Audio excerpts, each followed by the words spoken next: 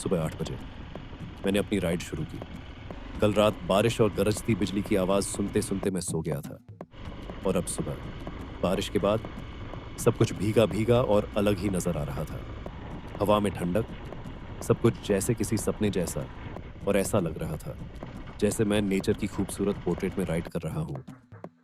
कल रात जिस घर में रुका था उस घर की दीदी ने मेरे लिए हल्का सा नाश्ता और चाय बनाई। रसोई में बैठकर मेरी बात उनके 5 साल के बेटे से हुई। उसकी आंखों में एक छोटा सा सपना था, बड़ा होकर डॉक्टर बनने का। फिर उस प्यारे से अरुणाचली परिवार को अलविदा कहकर मैं आगे बढ़ चला। लेकिन जाते जाते वो छोटा सा बच्चा भी बाहर आया, सिर्फ मुझे विदा कहने के लिए। उस पल बच्चे की मासूम मुस्कान दिल को छू गई। आज मेरा प्लान था शेरगांव से धीरांग जाने का। धीरांग जाने के 2 रास्ते हैं, एक है बॉमदिला के रास्ते से और ज्यादातर बाइकर्स यही रूट लेते हैं, और दूसरा जो कम कॉमन है वह मंडला टॉप के रास्ते से जाता है। यह रास्ता थोड़ा कठिन है जिसे मैं लेने वाला था। शेरगांव छोड़ने से पहले मैंने लोकल से इस रास्ते के बारे में पूछताछ की और सलाह ली। ऐसे रास्तों पर लैंडस्लाइड या फ्लड्स आम हैं, और अगर बाइक में कोई दिक्कत आ गई तो दूर दूर तक मैकेनिक नहीं मिलता। इसलिए लोकल्स की एडवाइस लेना हमेशा बेहतर है। उनके पास सबसे सटीक और ज़रूरी जानकारी होती है। गूगल मैप्स देख सकते हैं, लेकिन पूरी तरह भरोसा मत करना। थोड़ा सतर्क रहना ताकि सफ़र मज़ेदार भी रहे और सुरक्षित भी। शुरुआत में मौसम में हल्की सी गर्माहट थी, सब कुछ काफ़ी कंफर्टेबल लग रहा था। लेकिन कुछ देर बाद अचानक ठंड का एहसास होने लगा। हवा बहुत ठंडी हो गई और वो सीधा मेरे हाथों से टकरा रही थी। बाइक चलाते चलाते मेरे हाथ कांपने लगे थे। एक समय ऐसा आया जब मुझे अपने हाथों का एहसास ही नहीं हो रहा था। आखिरकार मुझे रुकना पड़ा और तब मैंने अपने ग्लव्स निकाले और उसी पल एक बहुत सिंपल सी बात समझ आई। जिंदगी में कुछ बेसिक चीज़ें होती हैं, जैसे कि गर्माहट और एक छत, जिन्हें हम शहर की जिंदगी में अक्सर नज़रअंदाज कर देते हैं। लेकिन जब आप ऐसे सफ़र पर होते हो, अकेले और पूरी तरह प्रकृति के बीच, तब आपको एहसास होता है कि ये छोटी छोटी चीज़ें ही सबसे ज़्यादा मायने रखती हैं। इस रास्ते पर मैं 2 गांवों से गुजरा, तोमखो और मोर्शिंग। कुछ चरवाहे अपने जानवरों को चराने ले जा रहे थे। पहाड़ी गांवों में जिंदगी जल्दी शुरू हो जाती है। रास्ता धीरे धीरे नीचे वैली की ओर मुड़ता जा रहा था। मैं बीच बीच में रुकते हुए नीचे की वैली को देखते हुए आगे बढ़ रहा था।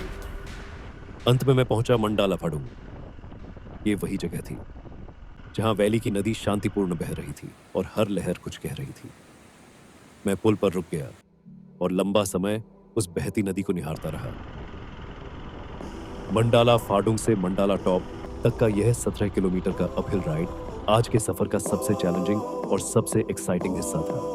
लेकिन जितना मुश्किल यह रास्ता था, उससे कहीं ज्यादा यह रिवॉर्डिंग भी था। पहले मैंने बताया था कैसे उंगलियां ठंड से कांप रही थीं, लेकिन अब ठंडी हवा पूरे शरीर से टकरा रही थी और हर झोंका पूरे शरीर में कड़ाके की ठंड का एहसास दिला रहा था। लेकिन इस कड़ाके की ठंड के बावजूद यह सफर किसी स्वर्ग से कम नहीं लग रहा था। ऐसा लग रहा था जैसे मैं बादलों के बीच सफर कर रहा हूं। कभी बादल सीधे सड़क पर उतर आते और उनके बीच से गुजरने का अनुभव सच में अद्भुत था। करीब 1 घंटे तक इस रास्ते पर मैं अकेला था, कोई इंसान नजर नहीं आया। फिर अचानक मुझे कुछ घर दिखे, जिंदगी के कुछ निशान, और वहीं से यह रास्ता मुख्य सड़क से जुड़ गया। आखिरकार मैं पहुंच चुका था मंडाला टॉप। ठंडी हवा ने मुझे पूरी तरह हिलाकर रख दिया था। थोड़ी गर्माहट और गर्मा गर्म मैगी और चाय के बाद मैं व्यू पॉइंट की तरफ बढ़ा। यहाँ 108 स्टूप्स बुद्ध की प्रतिमा के चारों ओर है। बुद्ध के बीच से घूमते बादल और हिलती तिब्बती फ्लैग्स को देखते हुए ऐसा लग रहा था जैसे मैं किसी जादुई दुनिया में हूँ। कुछ समय वहां बिताने के बाद मैं करीब 1 बजे वहां से आगे बढ़ा। आगे का रास्ता स्वर्ग से कम नहीं लग रहा था। सफेद और ग्रे बादल घूम रहे थे, कभी कभी वे हटते और उनके पीछे नीला आसमान नजर आता। बारिश ने हरे भरे पहाड़ों पर जैसे एक ताजा हरी परत लगा दी हो और उनका हर रंग और भी जीवंत लग रहा था। मैं रुक रुक कर उन बादलों और पहाड़ों को देखते रहा। लगता था जैसे प्रकृति एक खूबसूरत कविता लिख रही हो और मैं इस कविता को अपनी आंखों से महसूस कर रहा था। अरुणाचल प्रदेश के पहाड़ों में राइड करते हुए, जहां सड़क बादलों में खो जाती है और खामोशी शब्दों से ज्यादा बोलती है। हर मोड़ ऐसा लगता था जैसे किसी ऐसे ख्वाब में कदम रख रहा हूं जिससे कभी जागना नहीं चाहता। रास्ता अब दीरंग वैली की ओर उतर रहा था। कुछ छोटे छोटे गांव दिखे।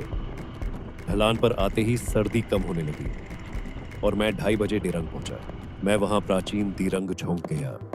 मोनपा लोगों का यह किला सदियों से उनकी संस्कृति और धर्म का प्रतीक रहा है। वहां मुझे पता चला कि भारी बारिश के कारण बड़ा लैंडस्लाइड हुआ है।